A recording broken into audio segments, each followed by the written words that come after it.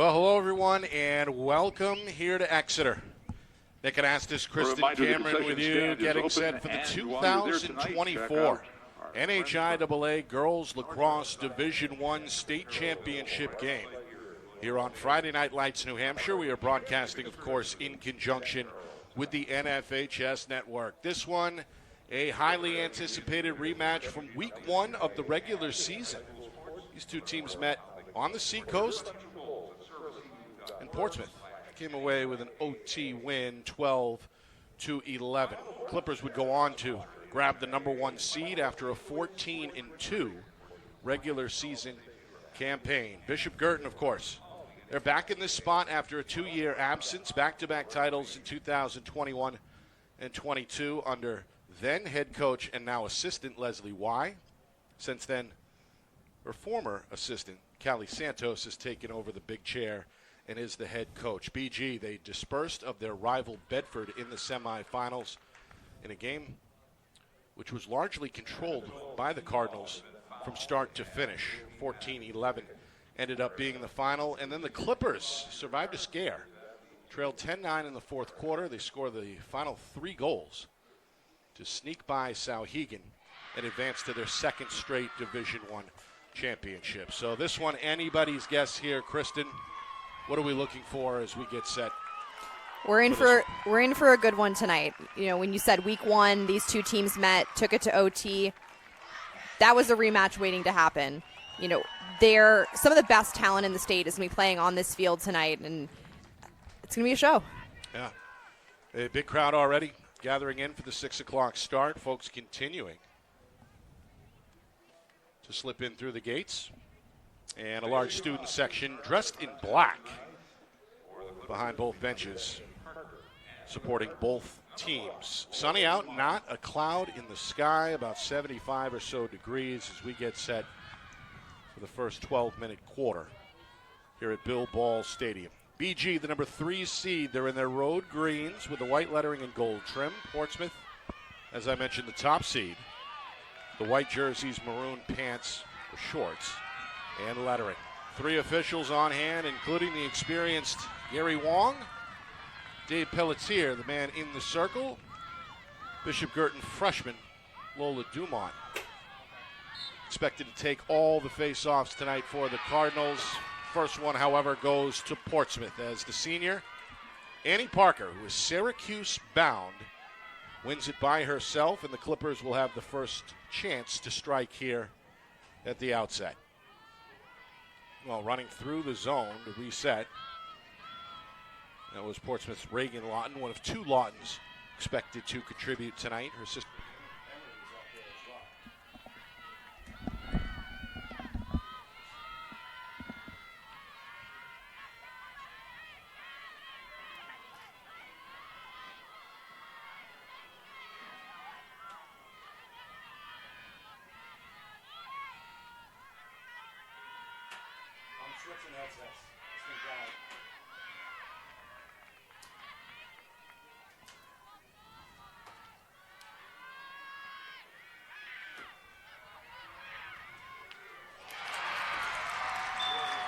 Annie Parker.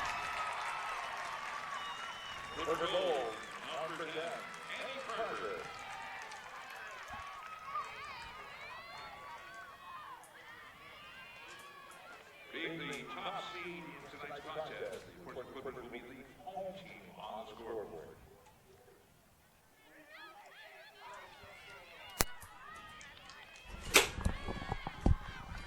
Well, Annie Parker scoring there. Apologize for the technical difficulties, but should be good to go now. Portsmouth capitalizing on their first possession. Just 63 seconds into the contest to lead 1-0. And the old adage, Kristen, of course, is big players play big in big games. That seemingly is true for Parker. It certainly is. One of the things we're going to look out for tonight is on both sides of the field, there are just too many top talents, capable scorekeepers to stop. And so what types of decisions will these defenses make? You can't face guard everyone. Kind of a pick your poison situation. Meanwhile, Portsmouth now 2 for 2 in the draw circle.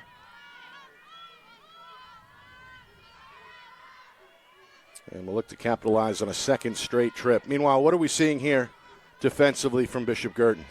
Yeah, it's an interesting look to start the game. They're pressed out really far, so typically you'd see a defense starting to sag in a little bit closer to that 12 and that 8-meter arc, and not seeing any face guards from the Cardinals' defense. There's a shot from Lawton, swallowed up. First save for Madeline Eder-Linnell.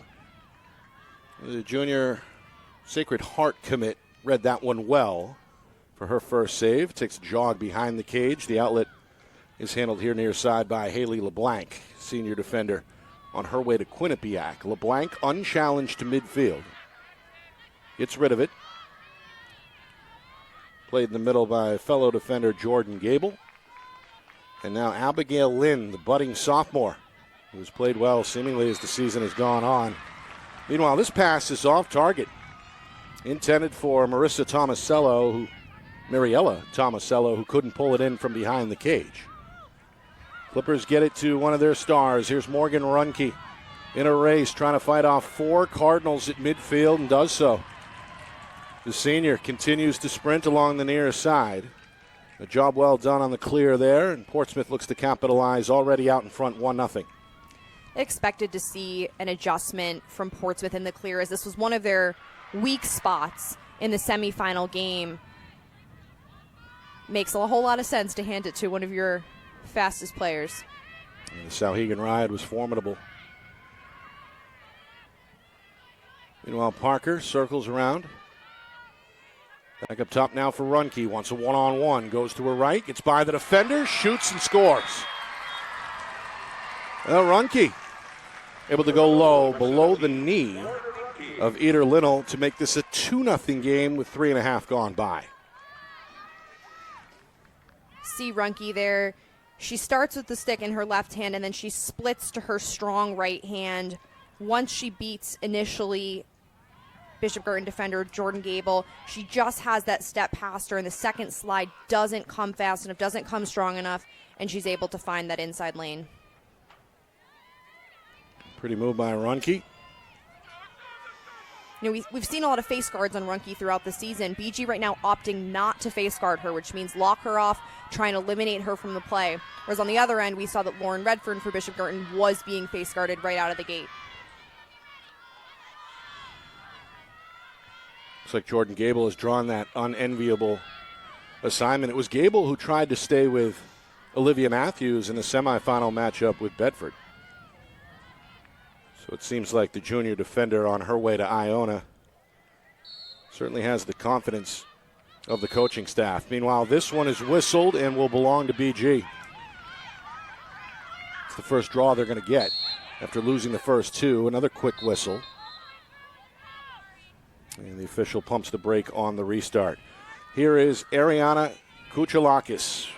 Really rose to the occasion back on Saturday, in the semifinal win over the Bulldogs. Had 6 goals, including 3 in the fourth quarter. Here's a turnover.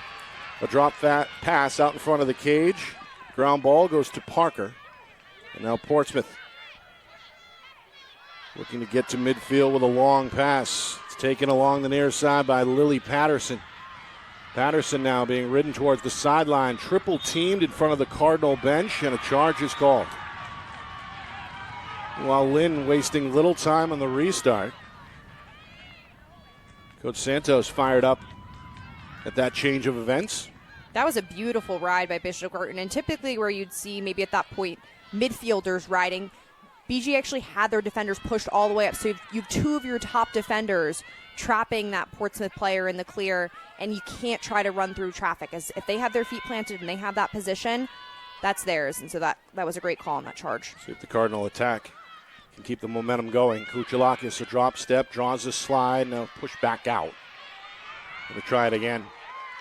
Gives it up near side to Schmidt. And Cam Schmidt couldn't find the room either. Back to Kuchalakis. Over 5 minutes gone. BG in search of their first shot on net, trailing 2-0. Here's Dumont, the freshman, going to give an offering. That goes wide. Backed up behind the cage by the Cardinals. They'll keep it here. Anna Kempel, who I don't believe played back on Saturday in the semifinal.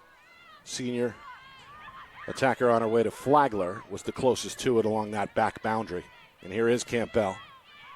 Finds Kuchelakis, gets the step, gets around the defender, Vince Aguara, and draws a whistle. Free position shot on the way. It's the first either way as we hit the midway point first quarter. Great opportunity for the Cardinals to get on the board. Kuchelakis, eye on the cage, is swallowed up. Boussier ready and waiting. First save there for the senior. And reluctant to give it up here in the face of the defender. Going to try to find some room behind the cage before the outlet is finally thrown near side. And again, Portsmouth looking for another clear. Maddie Houghton looks for some help. Hooks up with Addie Deal. And now it's a foot race on the far side with Lexi Stanley in possession. Stanley going to reverse it. Parker will take over. Now Parker changes direction, goes right at Dumont, crosses midfield. Able to shield the ball with the outside hand along that far side sideline. And another successful clear here in this first quarter for Portsmouth. Both goalies with a big save earlier on, giving their teams an extra possession, an extra chance at a scoring opportunity. I think goalie play is going to be a huge part of this game today. We know that both teams can pretty much score at will, and so which team can come up with these defensive stops? Well, the Cardinals, they forced a couple of turnovers here early on, including that one there along the sideline.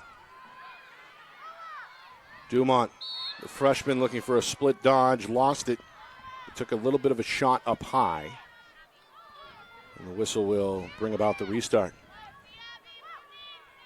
Inside of 5 minutes remaining, first quarter. Cardinals trying to get on the board. Good play in the middle of the field here by Lindsay Rodell, the junior on her way to Muhlenberg. One of several college commits on both sides. Here's Lynn. Given plenty of room by Parker, the defender. Now Parker going to close the gap. Lynn steps on the gas, gets rid of it. And BG will try their luck now behind the cage. 4 minutes to go, first quarter. Pass over the top of the net, knocked down. Recovered by Kuchelakis. Power move to the middle. She's knocked down. And this time, the whistle is going to again give Kuchelakis a free look here, a free position shot. Her second of this opening frame on the way. A little bit of confusion there that led to this free position on the Portsmouth defense. Looks like they're running a zone look, and we're leaving some BG players pretty wide open. Shot, save, Boussier again. He's got the Clipper student section fired up. 2 point blank saves early on for Boussier. Keep this thing a 2-0 contest. Building that confidence early for a goalie can be key and really set the tone for their play throughout the contest. As we mentioned, that got the Portsmouth fans excited. They're going to tell Campbell to retreat here. Now the officials do give the green light. And now Maggie Conklin with her first touch. Long pass, batted down, but recovered by Patterson. Patterson with Lynn right on her hip. Going to bring the sophomore defender behind the cage. Portsmouth looking to capitalize. Scored on their first two possessions, but both defenses have stepped up their game over the last several minutes. 2.5 to go here in this first quarter. Portsmouth trying to get back in the groove here on attack. Now we're seeing another look defensively for the Cardinals. Jordan Gable is now face guarding Morgan Runke, and looks like they're not quite face guarding Parker, but definitely trying to deny her those passes, press out a little bit, make it more challenging for her to get the ball. Here's Emery Lawton for her sister Reagan. Reagan comes back middle. Now wants a one-on-one with Lynn. Lynn not biting.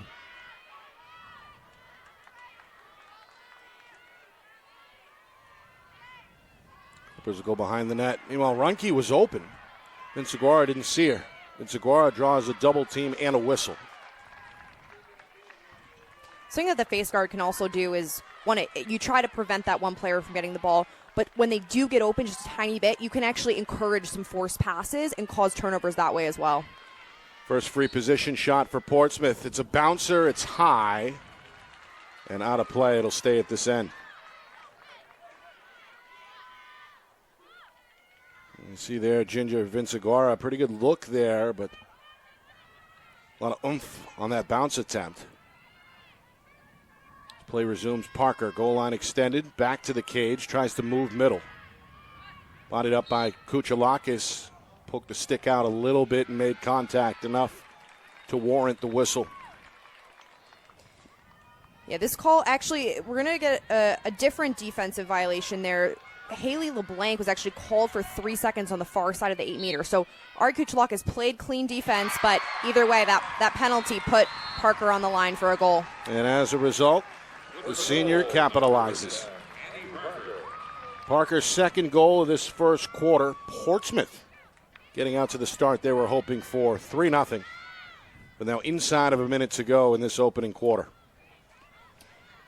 Not the start I was expecting. Pretty rare to see Cardinals with a potentially scoreless quarter, but, I think draw controls have been a big factor in this quarter with Portsmouth really dominating possession time.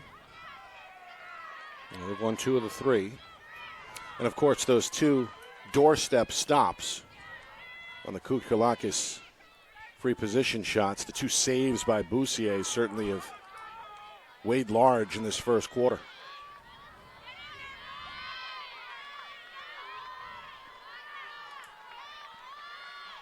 So the Clippers with a 3-0 lead.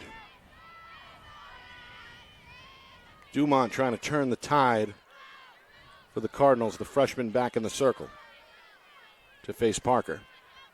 Is that Parker? No, it's actually Vinciguara. Yes. And a violation against Vinciguara will give this one to BG. So that evens things up in the circle at 2 apiece. Meanwhile, we're down to 30 seconds remaining.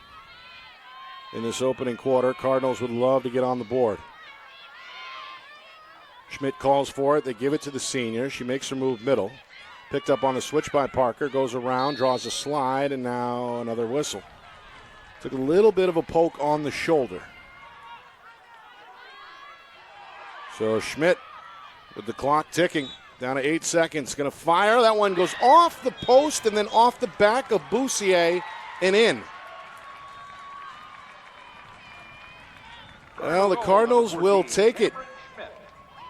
As that one misfired initially, but they get the lucky bounce. Boussier couldn't quite turn and locate it. And as we get another look, actually went off the back of it. Looked like her left heel. Yeah, pipe to foot. Yep. Trickling into the cage. A lucky one for Schmidt and the Cardinals, but that's exactly what they wanted. They want to be on the board in the first quarter. You heard the fans and the sidelines yelling, hurry, hurry, because the clock does not stop at the end of the first and third quarters. An assist to the crowd, perhaps. Meanwhile, 4.6 seconds remaining. Enough time for another face-off here. Ground ball near side. Dumont trying to scoop it, battling with Vinciguara, and that will do it for the first quarter. Our broadcast today, as it always is brought to you by Beals Insurance Agency, with locations now in both Bedford and Londonderry. Whether you need home, auto, or business insurance, Beals Insurance will get you both the price and quality coverage that's right for you. Just call 603-471-9999 or visit BealsInsurance.com to request a free quote and start saving money today. Again, that's BealsInsurance.com. The New Hampshire Tomahawks promote the highest level of club lacrosse competition, not just in the state, but in the country. Looking to get recruited? Director Chris Cameron keeps an open dialogue with the nation's top college lacrosse coaches. Over 400 New Hampshire Tomahawks alumni have played at the college level, including the ACC, Big East, Big Ten, Ivy, NESCAC, NE10, and more. New Hampshire Tomahawks coaching staff has over 100 coaches, including current high school, varsity, and college coaches. The Tomahawks offer training for players of all ages, clinics, camps, and leagues, along with spring, summer, and fall elite teams. So play with the best. The New Hampshire Tomahawks, showcase and development for college lacrosse. Visit NewHampshireTomahawks.com and girls.nhtomahawks.com.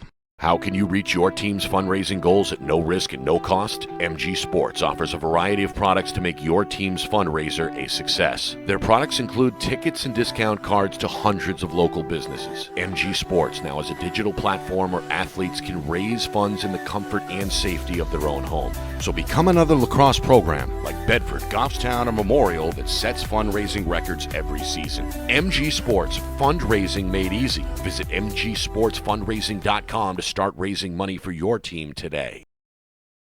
Portsmouth get the jump they wanted, scoring the first 3 goals. BG on the board in the closing seconds, something for the Cardinals certainly to work with, but no question, Coach JoJo Curro pleased on the Portsmouth sideline with the start that her team has gotten off to.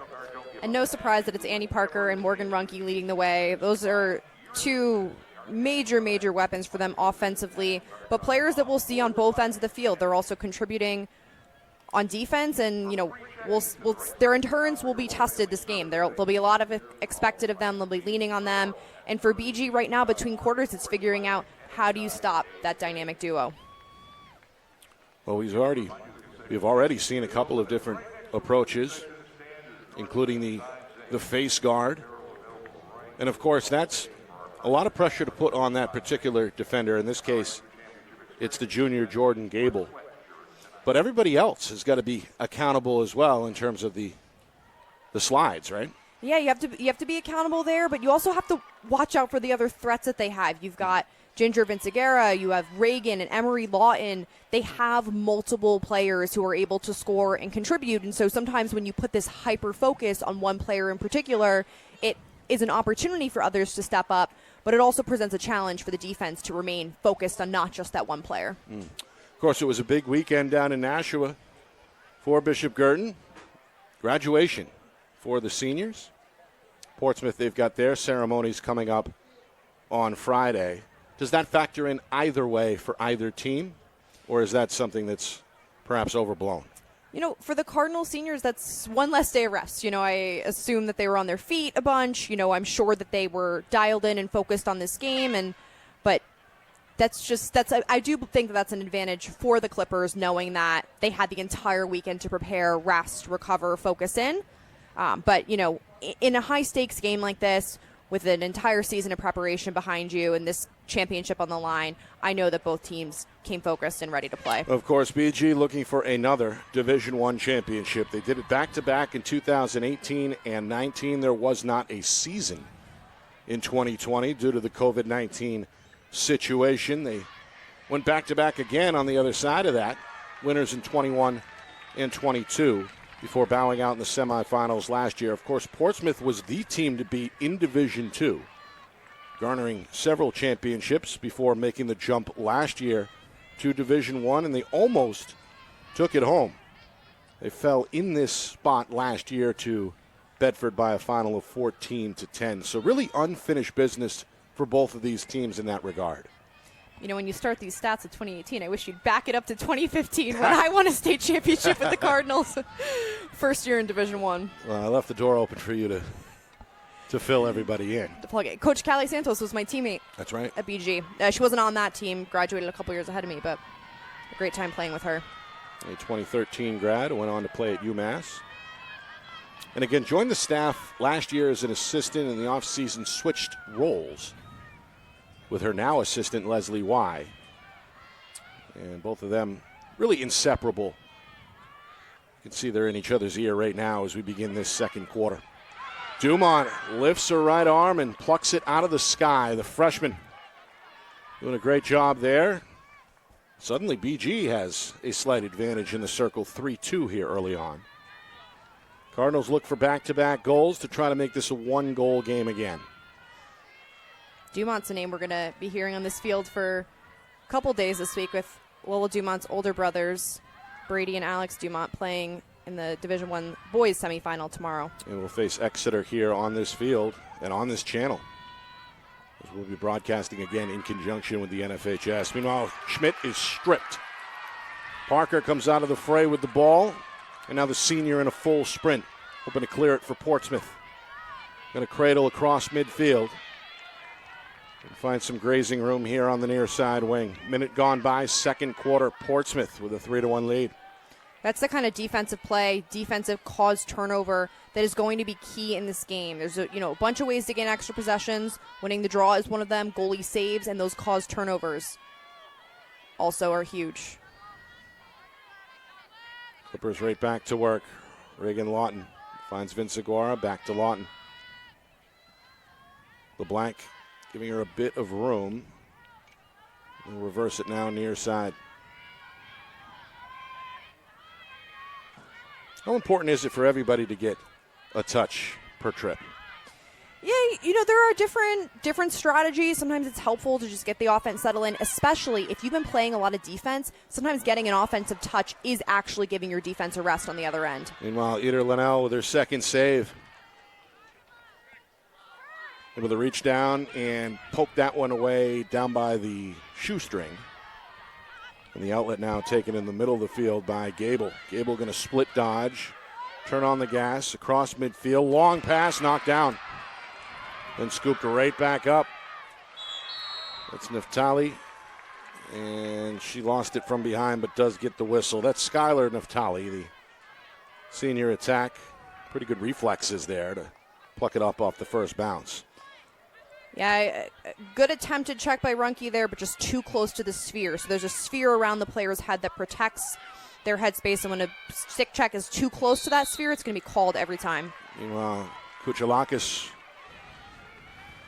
came right down the alley there. Plenty of contact.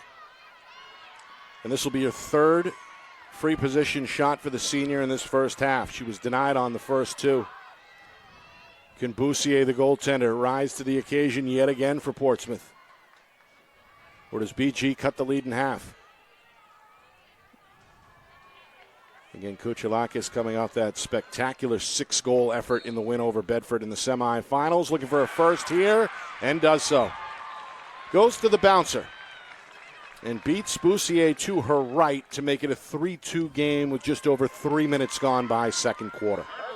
Ari Kuchelakis was not going to get Boussier. Let Boussier get a third save on her there. You see she's really quick off that line, is able to beat her defenders. One thing she does really well is she keeps her stick high but then puts the ball low. So really great to see her change that level. That's just hard for a goalie to read.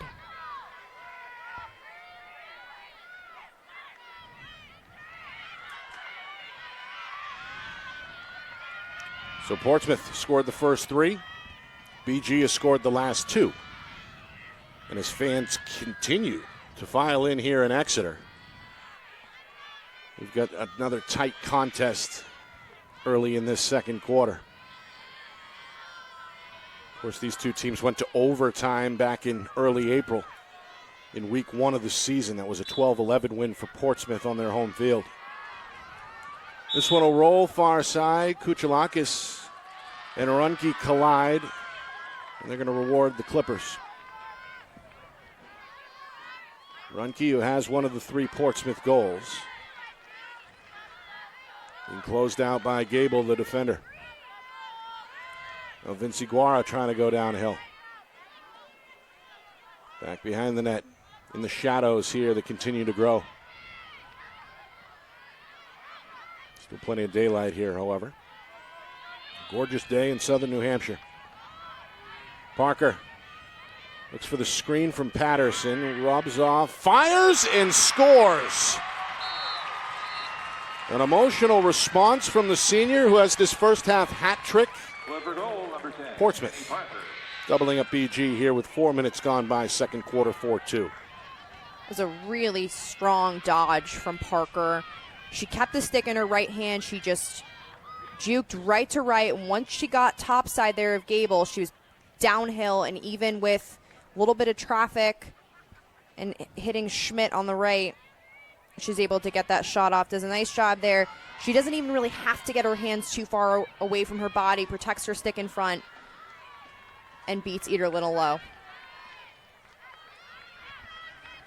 For Parker, 3 of the 4 for Portsmouth. Vince Aguara versus Dumont here in the circle.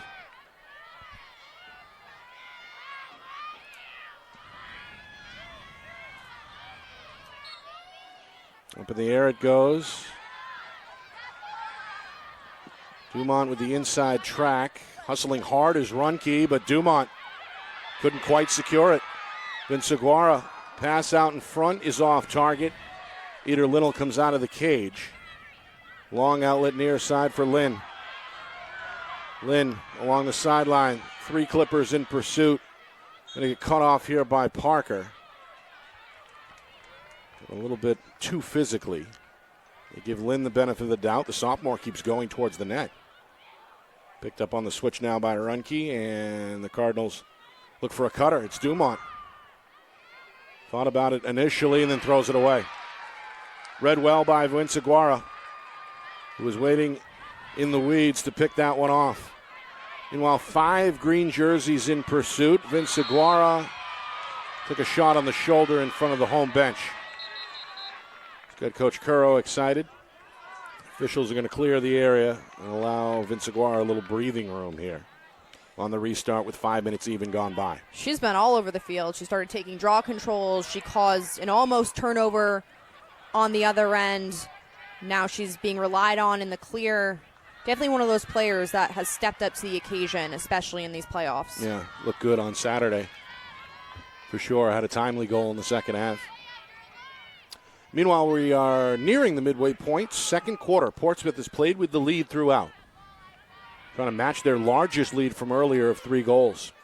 Reagan Lawton's spin move, shot a little high. Able to draw Eder Linnell out of the cage.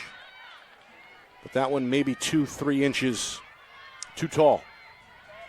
Reagan Lawton not playing like a freshman out there. I mean, that was a confident move. She gets to the inside. Just an unlucky release. You see Coach Curro right in the thick along the sideline trying to direct traffic. She's going to watch her senior Parker go again to the cage. This one snubbed out low. But we have a whistle, and it looks like a free position shot on the way as Parker claps her hands. I'm surprised by that whistle because it does look like she got that shot off pretty cleanly, but official must have seen something down on the field. So Parker, a chance for number 4, trying to put her team back out in front by 3, which would match their largest lead from late in the first quarter. Shot high. Looked like it didn't quite come out of the stick correctly.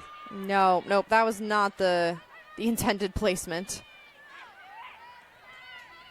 Portsmouth will keep it, however. And restart here on the near side with Georgia Bouvier. Now it's Reagan Lawton looking for Parker. Over to Emery Lawton. Comes downhill, gets the step on. Schmidt shot and a save there. Eder Linnell redirects for her 3rd stop. However, again, Portsmouth will keep it at this end. Inside of 5 minutes to go, first half. An extended possession here for the Clippers. No shot clock at the high school level, so Clippers really not in a rush. Little 2-player game here, pick and roll. Runke trying to reverse direction, runs into the slide, and that's a charge. It's a pretty good heads-up play by Taylor Gabord, who came over, sacrificed herself for her team, and it pays off for Bishop Guertin. Yeah, you saw that one coming with those 2 BG defenders planted right there. Basically a trap for Runke, who can't stop her momentum. Well executed. It's the stop the Cardinals were hoping for. They keep it a 2-goal game, and now a chance to cut the Clipper lead in half as we run down towards 4 minutes remaining. Here's Campbell to the middle. Trying to survive through the middle of the zone. Leaves it for the trailer. Schmidt comes right down the middle. Shot. Saved by Boussier. Tomasello keeps it in play in the far corner. Each goaltender with 3 pretty big stops here in this first half. Of course, those numbers unofficial. The start of this possession, BG actually ran attacker Lauren Redfern out of the box, just trying something different, something to catch the defense off guard and get her involved in the play. Wide open of Tolly. Well, the breakdown defensively there. The senior wide open out in front. Pass on time and on target. Naftali cashes in for her first. And BG all smiles after that possession. They're back within 1 at 4-3. Those two, Tomasello and Naftali, have been working really well together. You seem to have that connection. Tomasello now with an assist in the semifinal game and an assist in this game. She's kept her head up, has that great vision, great catch and finish inside from Naftali there. Comes with 3:29 to go until halftime. Coming up at halftime, we'll look back at the first half, stats, highlights, analysis. And we'll see if any second half adjustments may or may not be on the way. That's all coming up at halftime. Looks like Parker is back in the draw circle. Parker has alternated with Vince Aguara. Dumont has taken them all for Bishop Guertin. Meanwhile, look out. A big collision there between Kuchalakis and Runke. Bishop Guertin gets rewarded with possession. You know, when we talk about who's taking the draw, it's not just about those two draw takers in the middle of the circle. The circle players are so important, and most of the time with these draws, we've seen it really just be a battle between Runke and Kuchalakis for possession. It's been physical. As expected here. Two rivals with all the marbles on the table. Shot, save Boussier. Well, she's seeing the ball really well in this first half. Meanwhile, a long outlet pass has got everybody scrambling. And now a whistle. It looked like something happened on that outlet pass that the officials didn't agree with. We're going to keep it with Portsmouth. Actually pretty unfortunate for the Clippers there to get that call. They had quite the advantage with that upfield transition. And nobody out in front of Parker, the intended target. So Campbell did her team a favor there by interfering with the goaltender. Now a little cat and mouse here between Boussier and Campbell, and that's going to be put to bed here with a timeout. First charge timeout either way as Portsmouth looks to talk it over with just over 2 minutes to go in this first half. The Clippers played with the lead throughout. They scored the first 3 goals, kept the Cardinals off the board until the final seconds of the first quarter. The second quarter has been somewhat back and forth. Annie Parker, 3 of the 4 goals for Portsmouth. And Sage Boussier has, by my count, 5 stops here in this first half. And, of course, for Bishop Guertin, we've seen goals from Cam Schmidt, Ariana Kuchalakis, and Skylar Naftali. It seems like, Kristen, the defense has been the name of the game for both these teams in this first half. Had a feeling this game would really come down to which team can make stops. Both goalies playing very well, both defenses being highly aggressive.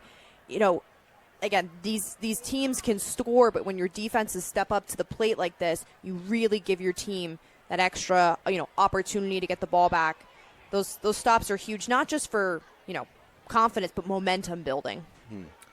What's going on down the huddles here? Obviously, the Cardinals like to force a turnover. Portsmouth would love to get the clear first and then tack another on before halftime. I like that timeout call by Portsmouth, Coach Curo. She didn't like what she was seeing. Her team they basically cleared the ball. They had to bring it all the way back and reset, which gave BG time to get in position and really lock off there. Obviously, Portsmouth wants a goal to close out this quarter. BG now has the opportunity to put something in this ride and stop the clear because, I wouldn't put it past BG to tie up this game before halftime. Well, Coach Santos is going to break the huddle, send her team back onto the field first. Portsmouth lingering a moment longer on the sideline, and now they've received their marching orders from Coach Curo. Of course, that was a sisterly affair back on Saturday between Sauhegan and Portsmouth, with JoJo's Clippers prevailing over Sauhegan. But it's a small world, right? In the lacrosse community, amongst the coaches' circles, everybody kind of knows everybody, right? Everybody's played against each other, with each other, coached with each other. Yes, it's a small, tight-knit, competitive community for sure. Yes. All right, Boussier, I believe, is going to restart here. Unless I'm mistaken. No, it's actually going to be Parker. Either way, Portsmouth in possession. Parker is going to face a double team immediately. Able to shake her way away from one. A third defender joins the fray. That's Lauren Redfern. Now Boussier, eyes downfield, out of the cage. Dumont comes and gets a piece of the outlet. It's on the turf. Naftali trying to secure in a crowd, and does for the Cardinals. Turns into a defender, makes contact with Houghton, and that's going to set up what could be a free position shot here from 12 meters out straight on. Naftali scored earlier in the second quarter. Would love to come up with the equalizer here for her team. The senior looks ready to go. Will we see a shot or a pass? Shot wide. Now that one sailed on her a bit, goes wide to the right. Backed up, though, by Tomasello, and the Cardinals still with plenty of time here, minute 25 to go in the first half. Tomasello, backdoor, Dumont, shot and score.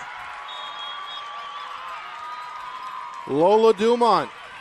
Haven't seen her on the attack too often. We see it here, and it pays off as the freshman comes up big to tie the game at 4. Excellent play there. Just a little slip cut there from Dumont. She's able to tuck and turn and put it past Boussier. I'm still thinking about what happened after that timeout. Beautiful ride play called by Coach Santos. You see the BG, they really set Parker up in quite a trap there and had Redfern ready at the defense. That was really, really well executed. And one of the risks that you call taking a timeout at the end of a quarter, you give yourselves an opportunity to set something up, but you're also giving the other team a chance to play defense. Yeah. And the Clipper clear had been pretty consistent up until that costly turnover. So, 4-4. The last two have gone to BG. Minute 18 to go, second quarter. Things have been competitive at the draw circle as well. Back in the mix for Portsmouth, I believe, is Vince Aguara to take on Dumont.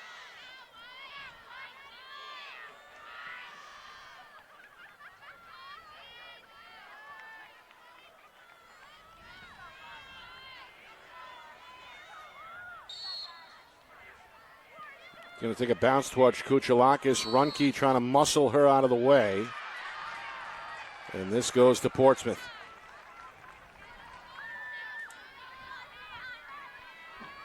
Battle for those 50-50 balls. We've been seeing it throughout this entire first half, and that's another one where just that hustle and effort by Runke wins her possession. Final minute, first half. Clippers looking to take the lead into the locker room. Parker one-on-one near side, picked up by Lynn. It's like a clear out. Kind of shake and bake, goes back middle, fires and scores. Oh, great placement there. Despite a pretty good effort defensively by Lynn, Parker goes upstairs for her fourth of this first half. Clippers back in front 5-4.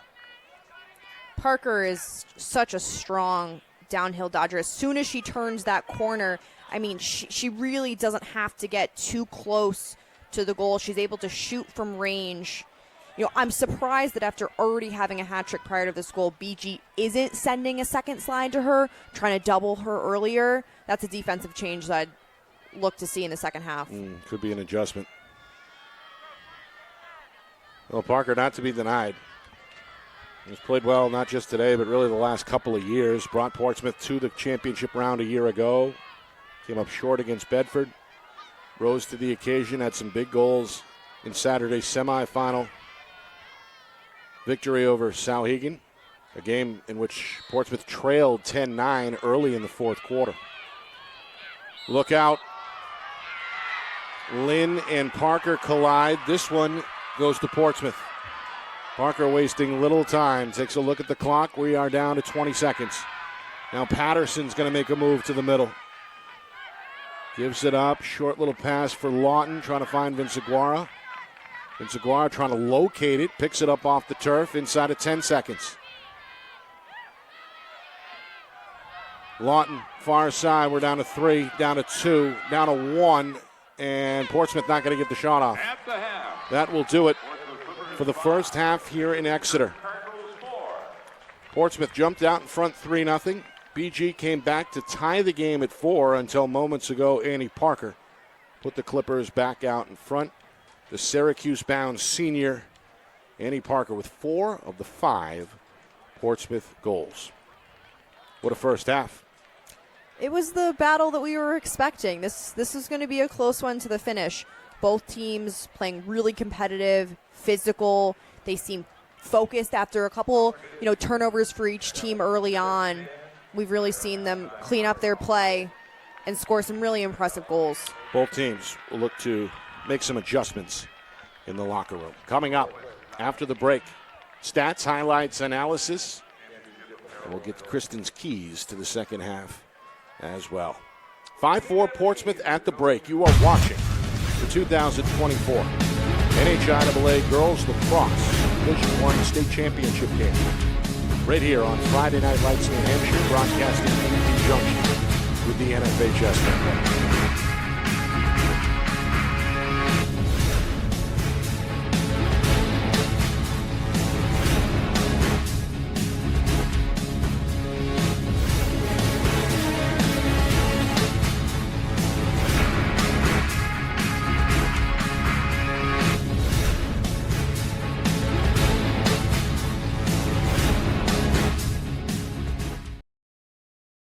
Our broadcast today, as it always is brought to you by Beals Insurance Agency, with locations now in both Bedford and Londonderry. Whether you need home, auto, or business insurance, Beals Insurance will get you both the price and quality coverage that's right for you. Just call 603-471-9999 or visit BealsInsurance.com to request a free quote and start saving money today. Again, that's BealsInsurance.com.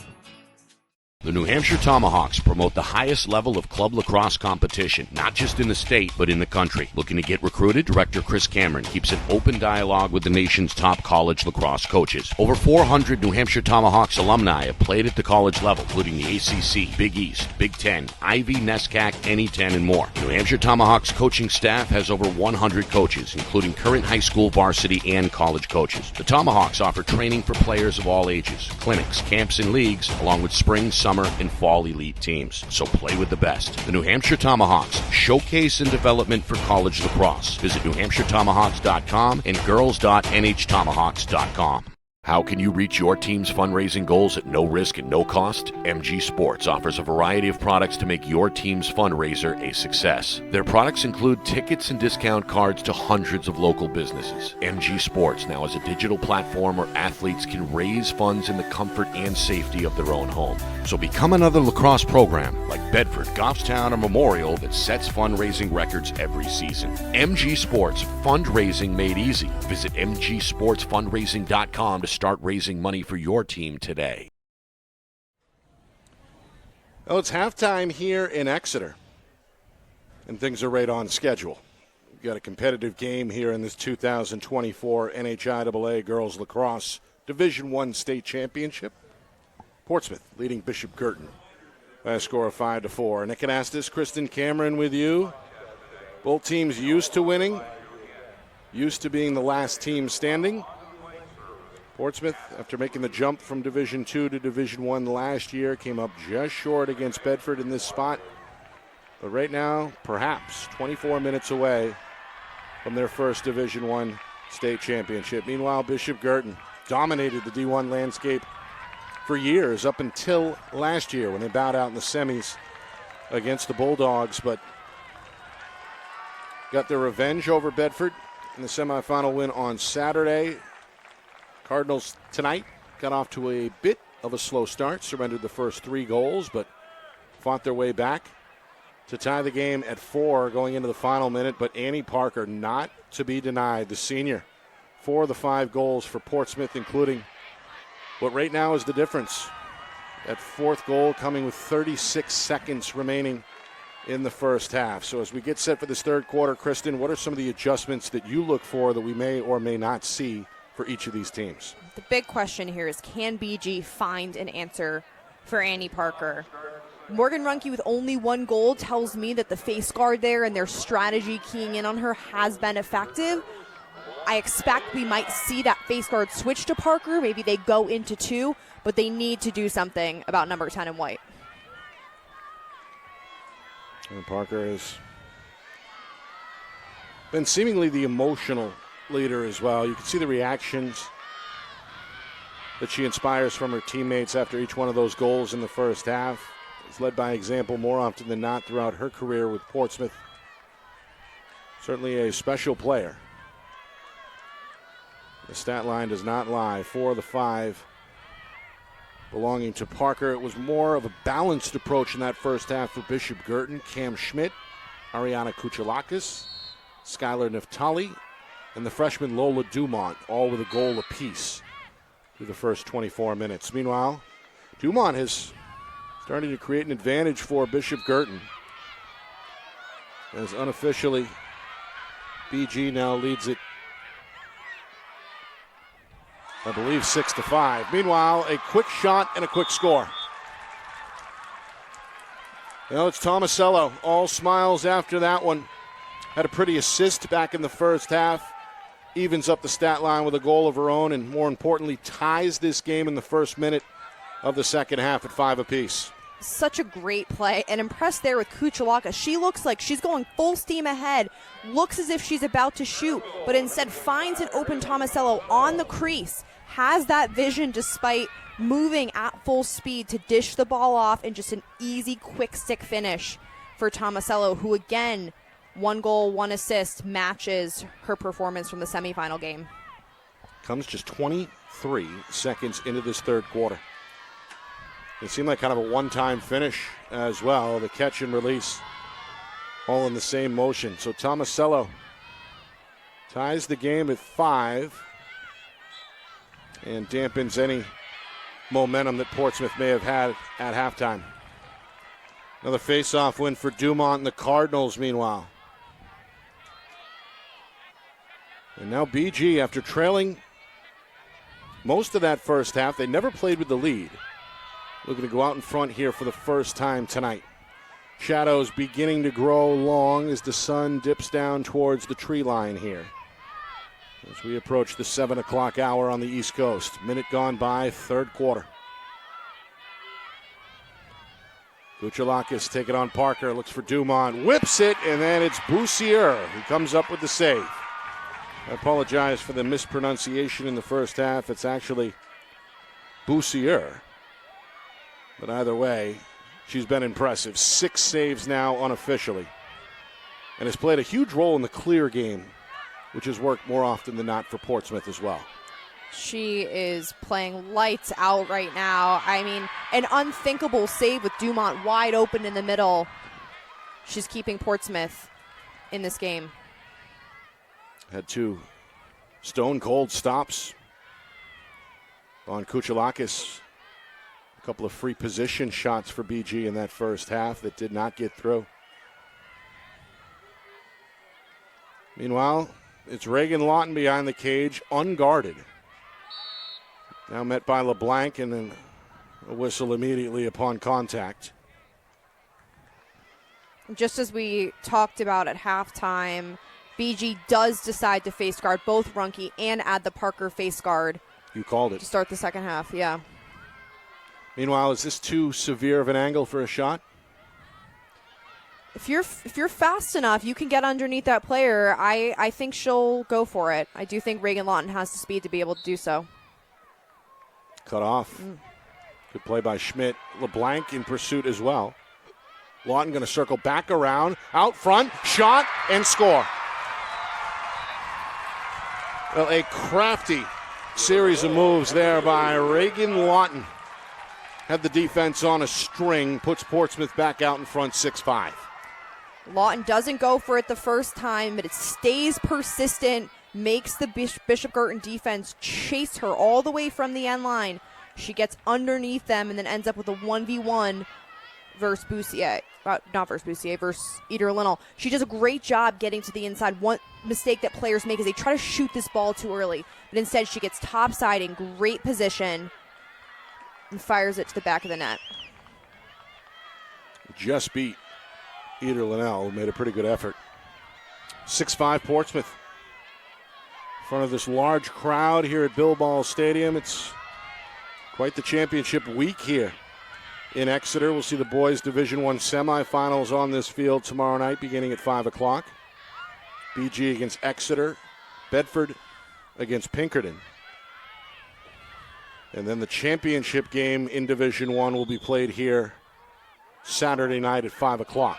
Of course, we'll have coverage for all of it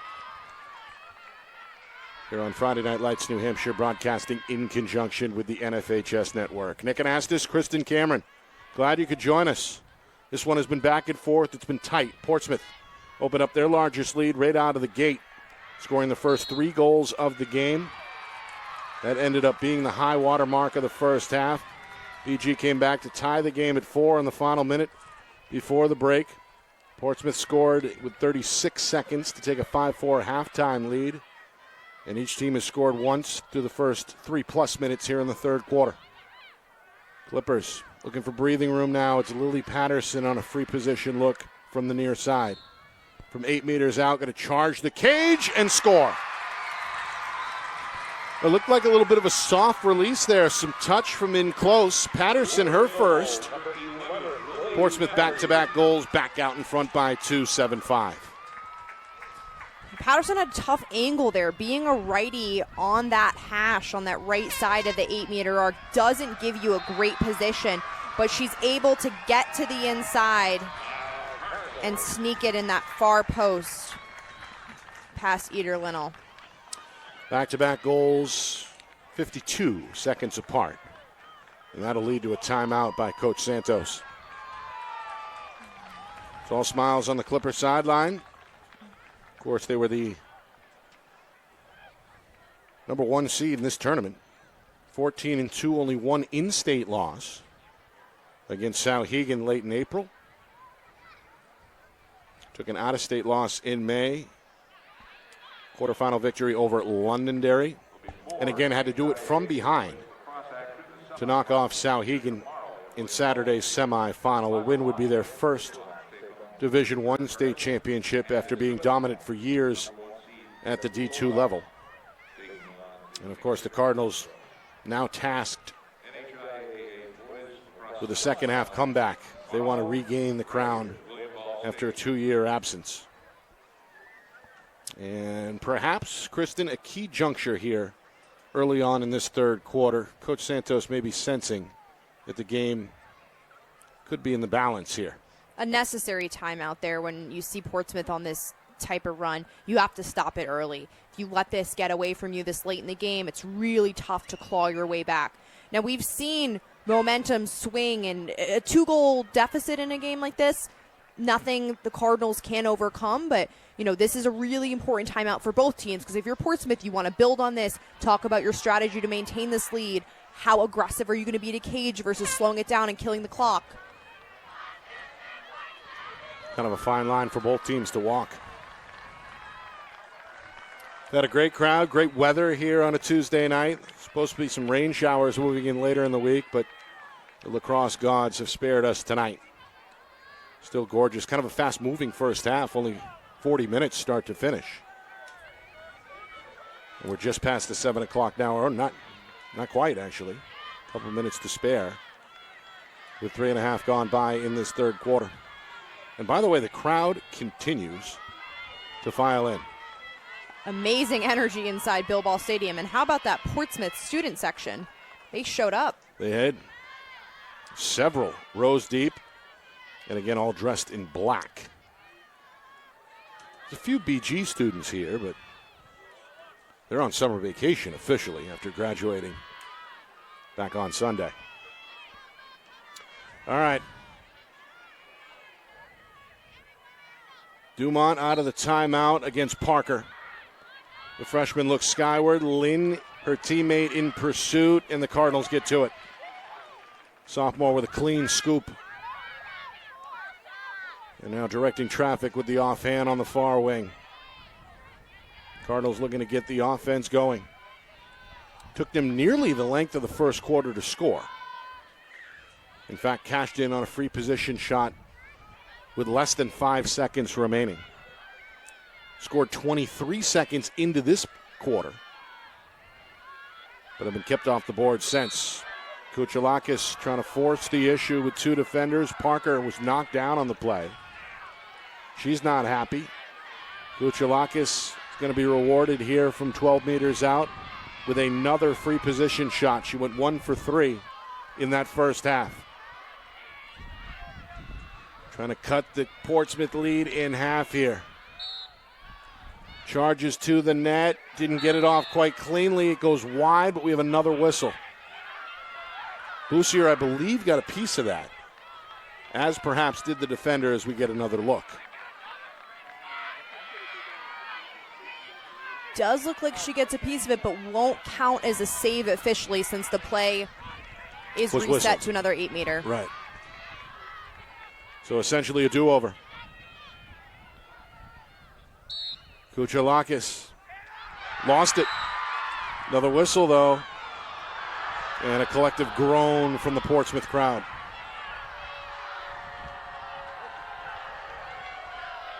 With the crowd on their feet not liking that call. Coach Curro in disbelief on the sideline. We'll do it a third time. Kuchelakis right down the middle, and this time it's good. The bouncer beats Boussier. And the BG senior all business after that one. Her team back within shouting distance at 7-6. With every additional foul there, it just moved Kuchelakis over to that center hash, which is really ideal for her. Before, on those previous 2 attempts, she was trying to get underneath her defenders. It was just a little bit late to release it, had those sticks swinging at her. This time on the third go, it's just straight down the middle to Cage. Tough sequence of events there for Portsmouth, as they thought they had her stopped twice, as they did in the first half, but not quite clean enough in the minds of this 3-person officiating crew. Here is referee Dave Pelletier. Blows the whistle. This one's going to take a bounce towards Kuchelakis, who scoops it up.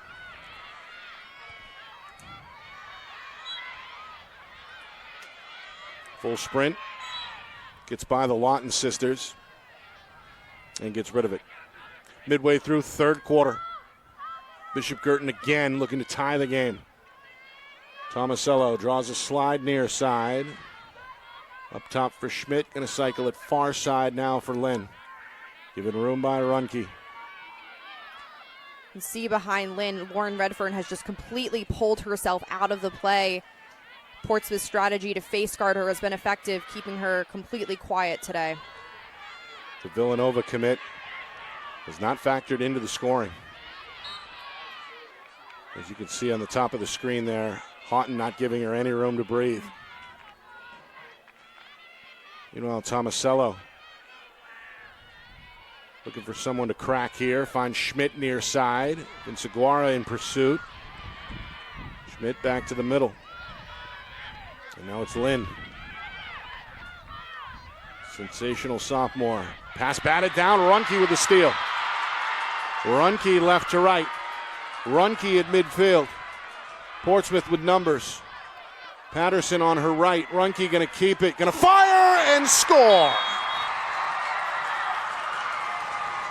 Morgan Runke, a spectacular coast-to-coast finish. Portsmouth more breathing room on the board, 8-6. Morgan Runke is just such an athlete. You see she's waiting there, so athletic. She bats that ball down, and then she is off to the races. Takes it end to end, using both her left and right hands. Such a dynamic player. Excellent defender. Excellent attacker who does it all. Well, shades of Kristen Cameron in 2015. I don't think I could No? run like her. No? She's something special.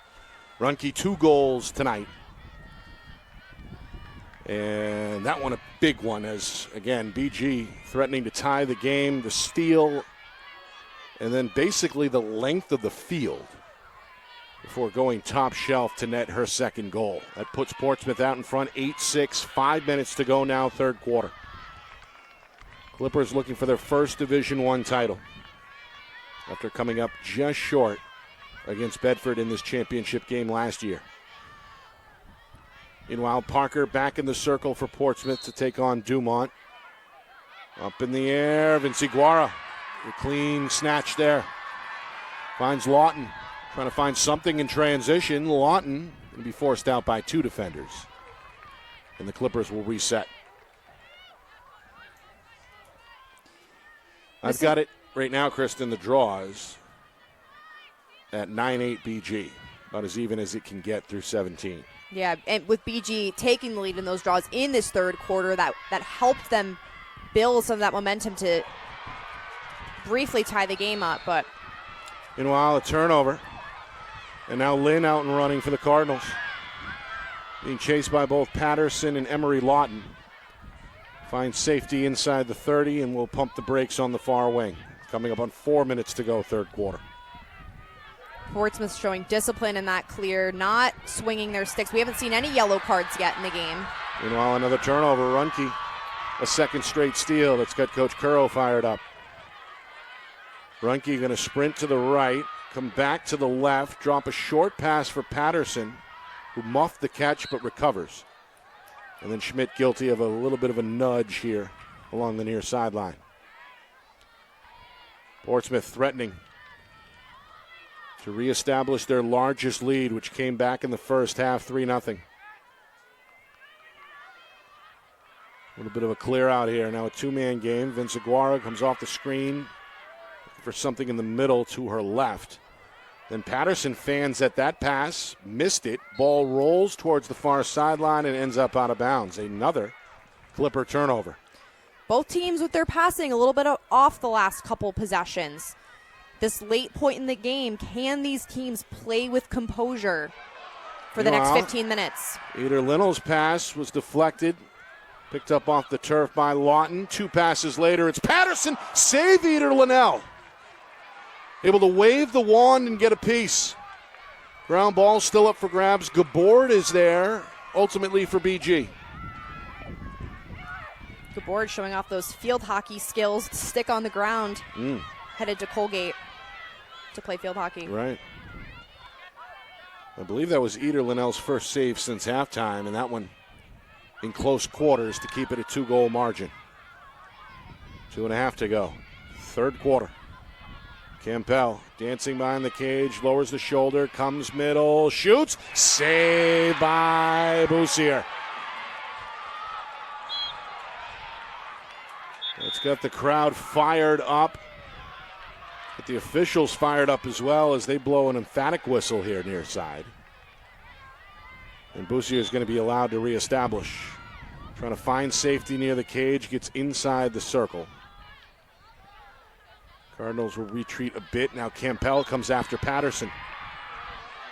Patterson trying to zigzag her way upfield. Patterson to midfield. Looks for Conklin. Conklin dropped it initially, recovers, and then finds a little safe space on that far wing for Portsmouth. Final 100 seconds here in the third quarter.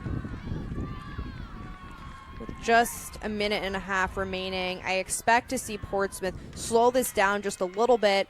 They might want to, be smart with this possession, work the clock down a little bit, and go for a final goal. Lawton will pull it back out. Hearing from the sidelines, pull it out, Reagan. They want that last shot. Yeah, you can see Coach Currow, arms behind her back, kind of hunched over, issuing the commands from the home sideline. Coach Santos watching in a crouched position as her defense looks to stand tall here in the final minute, third quarter. Parker, the star of the first half, shot there from deep, swallowed up by Eder Linnell. Yeah, if you're Parker there, it's so tempting when you're open, but just a little bit too far out. Well, this one ends up out of bounds. The officials look at one another and they say Portsmouth possession. Well, Conklin assaulted immediately by both Tomasello and Dumont. Clock continuing to tick. We're down to 20 seconds, third quarter. Near side, Patterson. Lost the ball. Redfern right on her tail. However, the trail official, Gary Wong, says not so fast. It's going to stay with Portsmouth, and now the Cardinal fans getting vocal from the stands. Clock continuing to tick, tick, tick, and that will do it for the third quarter. Our broadcast today, as it always is brought to you by Beals Insurance Agency, with locations now in both Bedford and Londonderry. Whether you need home, auto, or business insurance, Beals Insurance will get you both the price and quality coverage that's right for you. Just call 603-471-9999 or visit BealsInsurance.com to request a free quote and start saving money today. Again, that's BealsInsurance.com.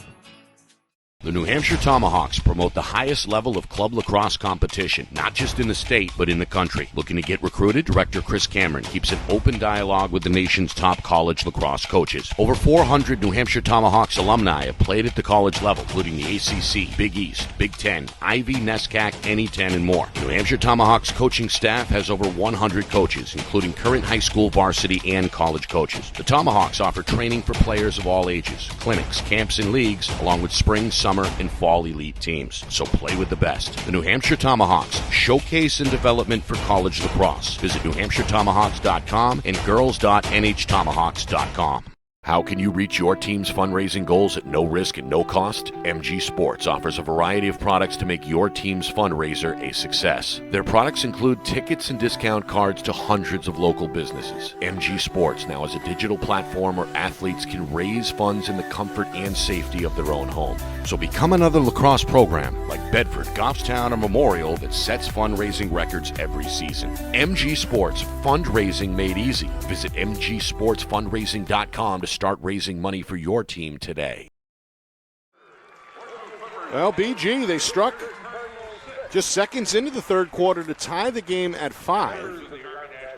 However, Portsmouth is going to take a 2-goal lead with them into the fourth quarter. BG going to have to do it from behind here, trailing 8-6 with now 12 minutes remaining in regulation. What do we expect here, Kristen?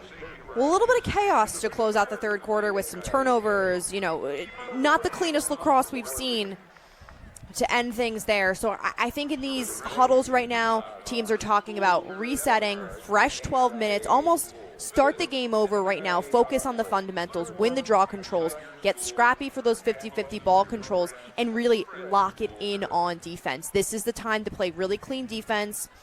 Don't give up those free position shots. That's almost a guaranteed goal for the other team. And if these goaltenders can come up with saves in the fourth quarter, that could really tip the scale. Do we see the defenders trying to cover more ground, trying to press out, so to speak? I think it's a little too early for the Cardinals to do that playing from behind. You leave yourself, you potentially expose yourself to big gaps in the middle of the field where, Dodgers like Parker, Runke, they can easily get by you there if you do press out too far, too early on. So expect to see them play their defense the way they have been consistently. But I think about, midway through this third quarter, if we're still seeing Portsmouth with this lead, I expect to see BG get more aggressive. We're glad you could join us here in Exeter. Nick Anastas, Kristen Cameron with you, the 2024 NHIAA Girls Lacrosse Division I State Championship game. Bishop Guertin, the 3 seed in the tournament. After a 14-3 regular season under first-year head coach Callie Santos, hoping to get back to where they're used to being, at the top of the D1 hill after championships in 21 and 22. Portsmouth, they were king of their own mountain in Division II for years. They had to jump up to D1 last year, came up just short.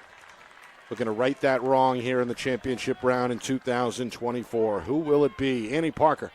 Been spectacular. 4 goals, all in that first half for Portsmouth. Sage Boussier, unofficially with 7 saves through 3 quarters for the Clippers. And, of course, Ariana Kuchalakis, who was unbelievably good back on Saturday with 6 goals. She's had her opportunities here today, has led BG with 2 goals through 3 quarters. So, anybody's guess as we begin the final 12-minute stretch here at Bill Ball Stadium. Buckle up. A great way to kick off the final week of the season here, a championship week at Bill Ball Stadium. The boys will take center stage in the D1 semifinals here tomorrow night. All right. Dumont has taken every face-off for Bishop Guertin. The freshman has kept her team in it. Whether it's been Vince Aguara or Parker on the other side, it's been pretty even. Parker, though, going to win this one.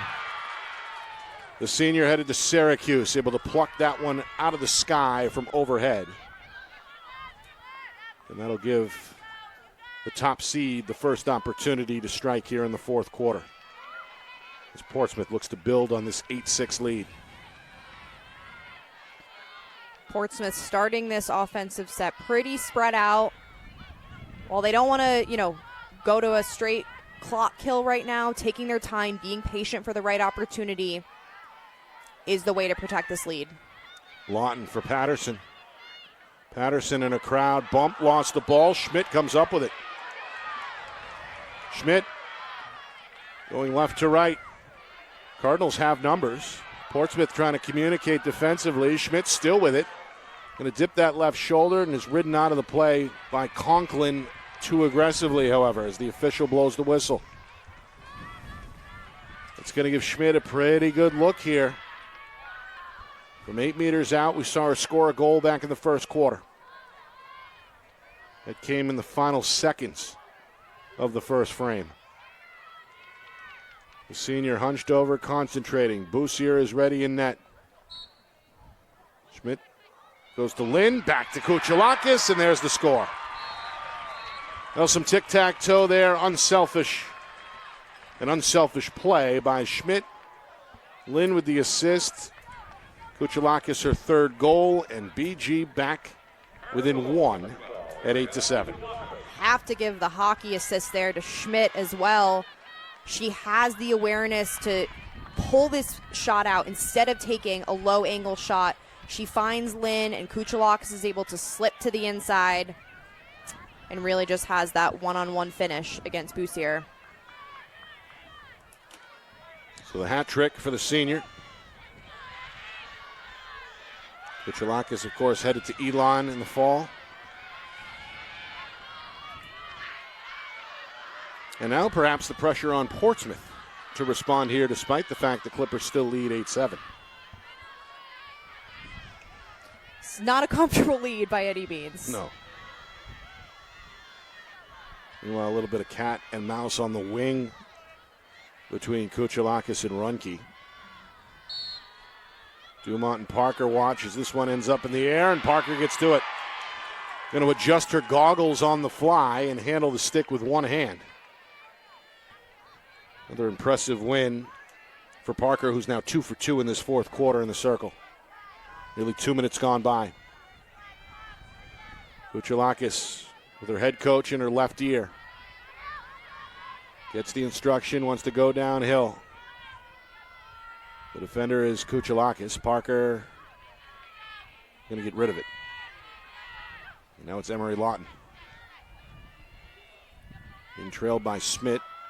Goes behind the cage. Vince Aguara swings it near side. Patterson. Met by LeBlanc. LeBlanc going to ride her right out of the box. Well, that's Gabord, rather. Excuse me. Gabord in communication with LeBlanc. Pass, meanwhile, intended for Runke. Ended up on the turf. Scooped up by Reagan Lawton. Looking to challenge the teeth of the defense and thinks better of it. Pulls it back out. Well, each possession becoming bigger and bigger as we move forward in this fourth quarter. Parker one-on-one. Gets the step left side. Picked up on the slide. Good switch. Good pickup by Rodel. Some of the best defense we've seen the Cardinals play all game. I mean, there have been multiple close calls here, and each time they've locked it down. Lawton shot and score. Well, a beautiful finesse pass there over the top by Parker. And then it's Emery Lawton on the receiving end, placing it low and beating Eder Linnell for Portsmouth's 9th goal of the game. It's 9-7. Got the other Lawton twin getting in on the action there. Excellent cut to the inside. Shoots off her back foot. She's able to turn quickly and set herself up for a great shot. You know, I just say BG was playing excellent defense in that possession, but you're going to get worn down if you're being dodged on that many times. Yeah, a nice patient possession that does pay off for Portsmouth. Emery Lawton with her first goal today. Sister Reagan scored back in the third quarter. Of course, overall on the attack, Portsmouth has been led by Parker with 4 goals, all coming in that first half. Big face-off here. Vinciguara's got the inside track for the Clippers, gets to it and draws a whistle. Surrounded by green jerseys.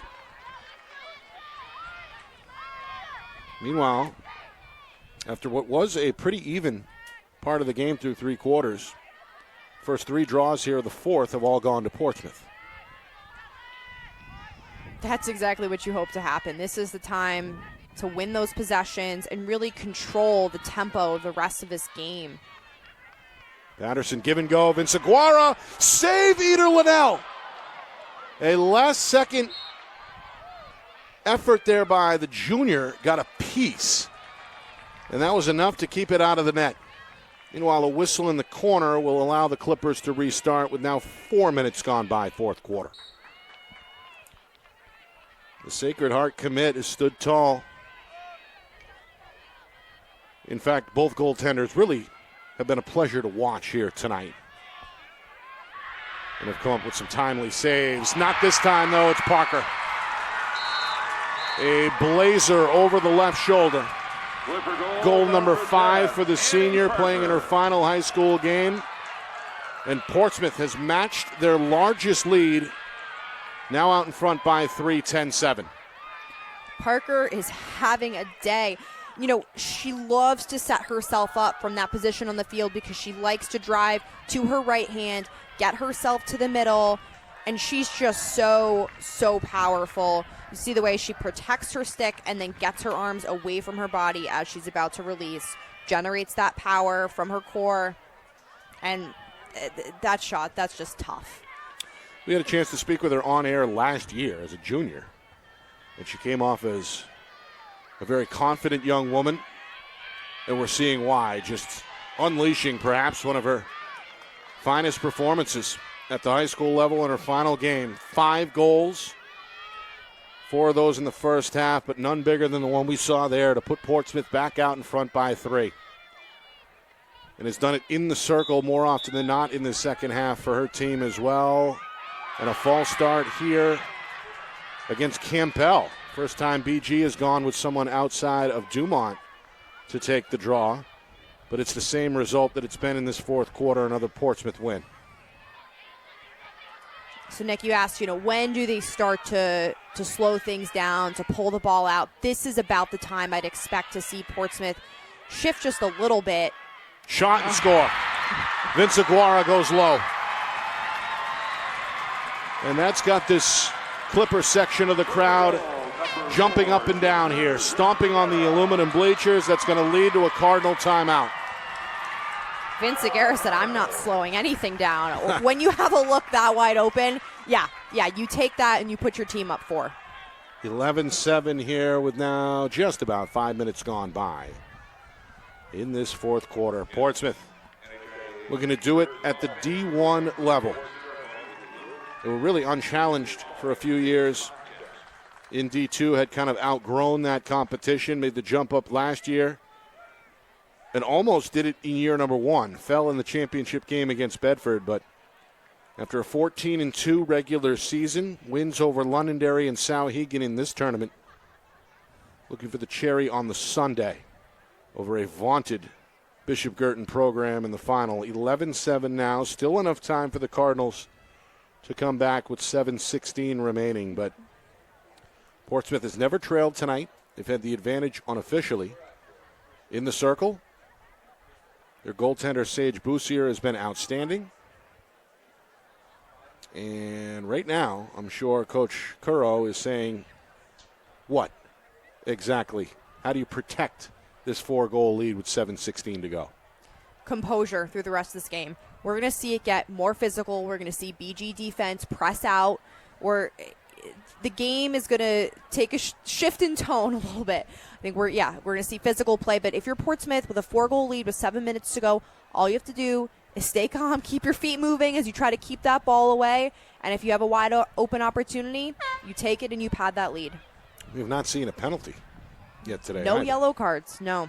This is a dangerous time in the game, though, where we might start to see stick swinging as, tempers flare and emotions are high. The championship on the line.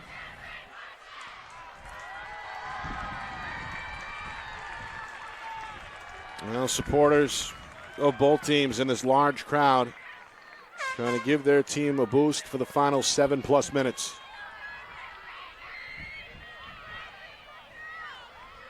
Meanwhile, the Cardinals will send Lynn into the circle, I believe, for the first time. Try and slow down Parker, who has been unstoppable in this fourth quarter. BG wants to attempt the comeback, which I'm sure they do. Winning this draw is critical. Sophomore getting a vote of confidence from Coach Santos. Can Lynn deliver? Up in the air, it's a race to the 30-yard line. Naftali had it for a moment. Runke snatched it away, but then they give it back to BG. A much-needed win there for the Cards. And now it's Kuchelakis. Swings it over to Schmidt. We've seen in the last several Portsmouth possessions, they're playing a zone defense, which means they're leaving someone open, and this player, you can see Abby Stacey, who was down low, she wasn't marked up in that opportunity. So if BG, in order to beat the zone, you have to keep the ball moving. Redfern, who has not touched it much tonight, going to restart behind the cage and find the freshman Dumont, who draws the contact and the whistle. So now Dumont, who scored late in the first half, asked to score again. No, she's going to flick it across the zone, but nobody home on the weak wing. It's going to fly out of bounds back over to the Clippers. Now BG perhaps just not on the same page there. Well, Houghton with a dangerous play brings the ball in front of her goaltender. Got a whistle, and they're going to hand it back to Houghton.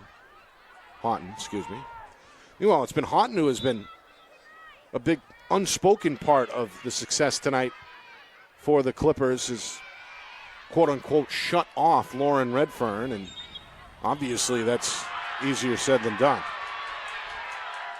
Meanwhile, a collision in front of the Clipper bench. It's got Coach Curro trying to tell her players to calm down a bit here as we hit 5:24 to go.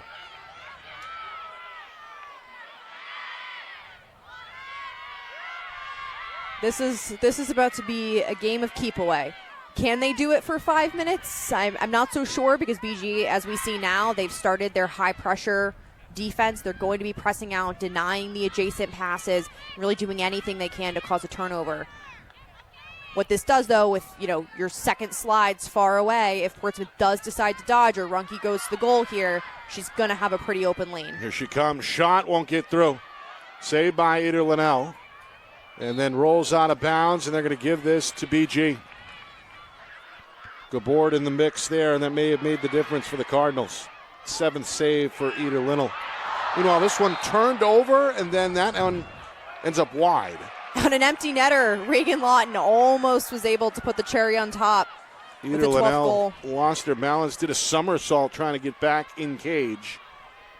But the shot ends up wide, and that's a break for BG as it stays 11-7.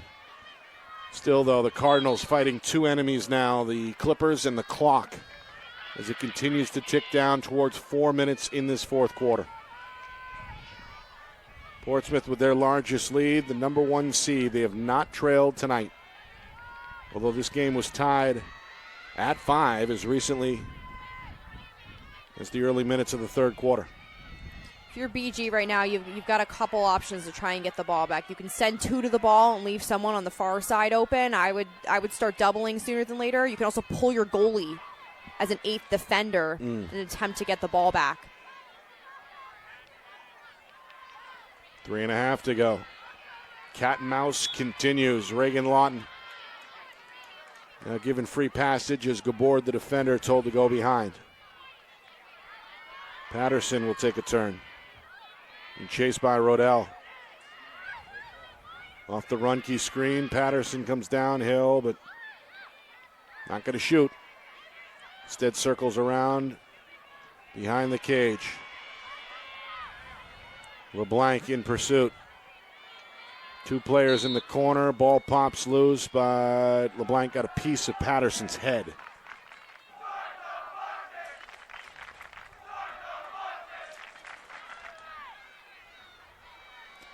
Portsmouth attack showing good discipline right now. They're keeping it on the perimeter. Patterson had an opportunity to potentially go to the goal, but again made a wise decision to run it behind. Again, Portsmouth attackers doing a good job keeping their feet moving. That's a key when playing keep away. 2.5 to go. Reminder, after this one's over, we'll have live coverage of the award ceremony down on the field here in Exeter. Meanwhile, Parker lost her balance. A whistle, though, will keep it at this end. And the clock, I believe, is going to tick down towards 2 minutes before it'll stop upon the whistles, right? In the critical scoring area. So if we have a situation like a free position, that's where they would stop the clock. Okay. Inside of 2 minutes now. Parker double teamed in the corner. A rainbow pass up top again for Runke. Redfern trying to close out. Second defender over there as well.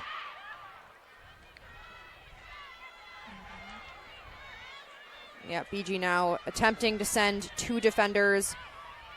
Portsmouth now on this possession has killed just about 4 minutes so far. Schmidt gives another little nudge there to Emery Lawton. And we're going to get our first penalty. It comes with 1:24 to go in regulation as Cam Schmidt going to jog to the sideline. Senior midfielder, her career not over.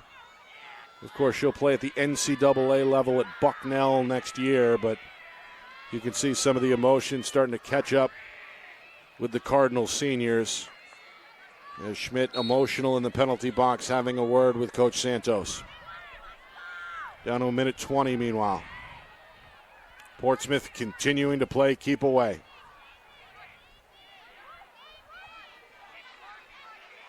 Now being a player up, they're really making the Cardinals chase.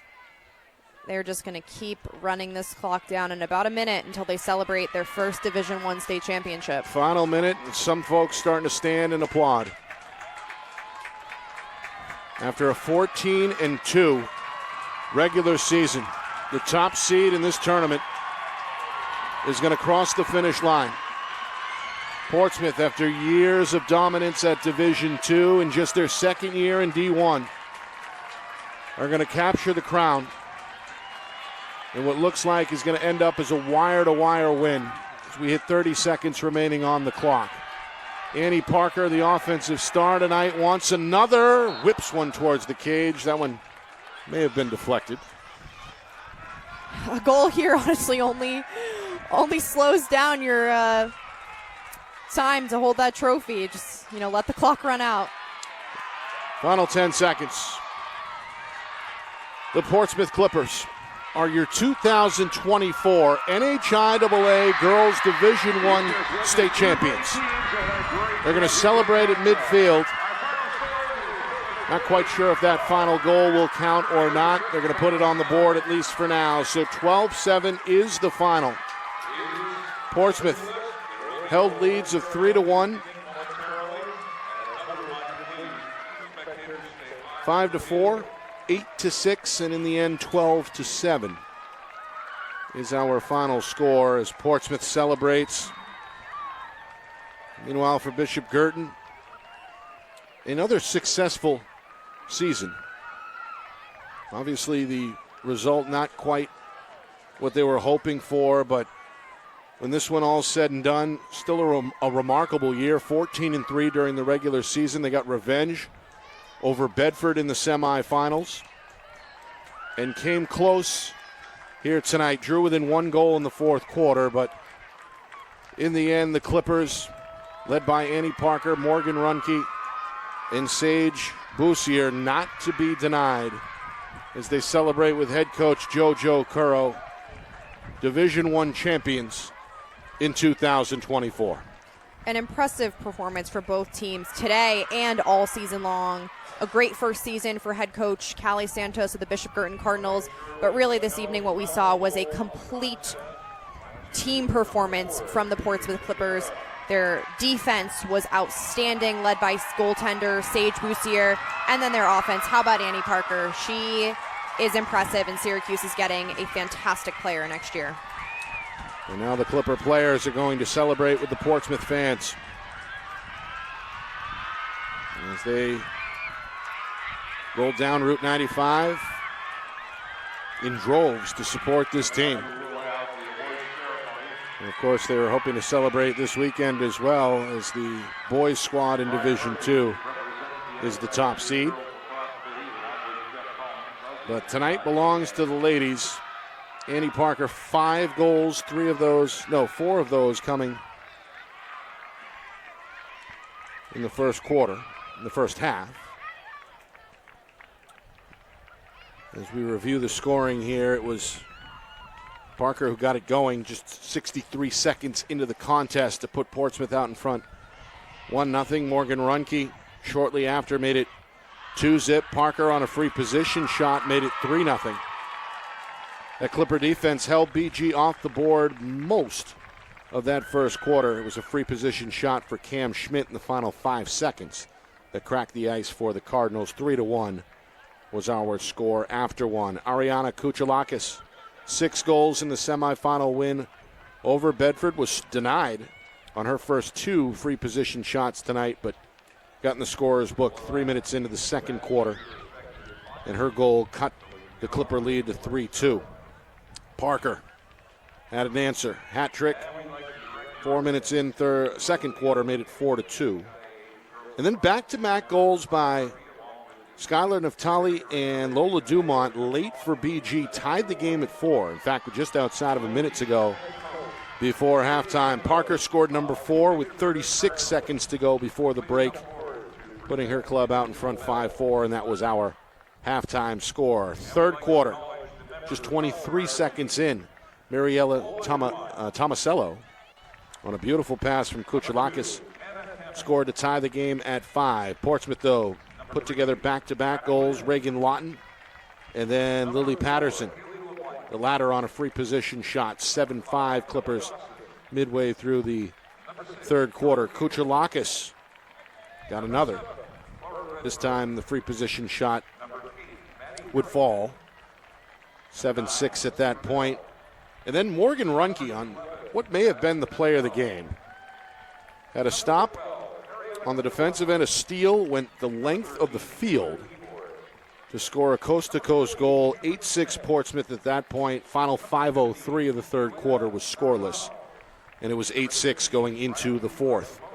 Kuchalakis got the hat trick just a minute and a half into the fourth quarter. 8-7 at that point, but a combination of keep away and outstanding goaltending by Boussier kept BG off the board for the final 10-plus minutes.